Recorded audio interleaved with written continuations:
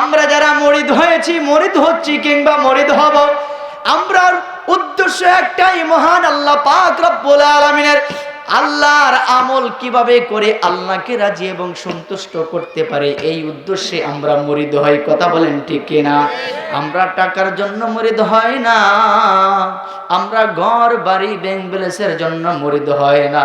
আমরা একমাত্র এক কারণে মুরিদ হই, ওই কারণ ওই উদ্দেশ্য হলো একমাত্র মাওলাকে রাজি এবং খুশি। কথা বলেন ঠিক কিনা? বন্ধু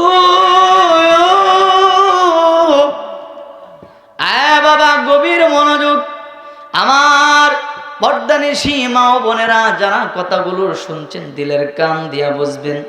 যদি আপনি দিলের কানটা না লাগান, তাহলে আমার নবীর শান কি জিনিস বুঝে আসবে না। কথা বলেন ঠিক কিনা? সকলে একটু দরুদ পড়ি, আল্লাহুম্মা সাল্লি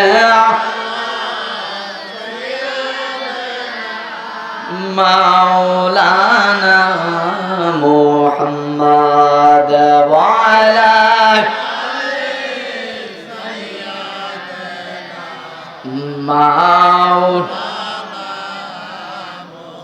বাবাজিরা, আমার বন্ধুরা আমার, আস্তে আস্তে কথা বলবো, ঠান্ডা মাথায় কথাগুলো বোঝার চেষ্টা করবেন, দিলের কান দিয়ে শ্রবণ করবেন রে বাবা। এক কান দিয়া শুই না, আরেক কান দিয়া বের করে দিয়েন না।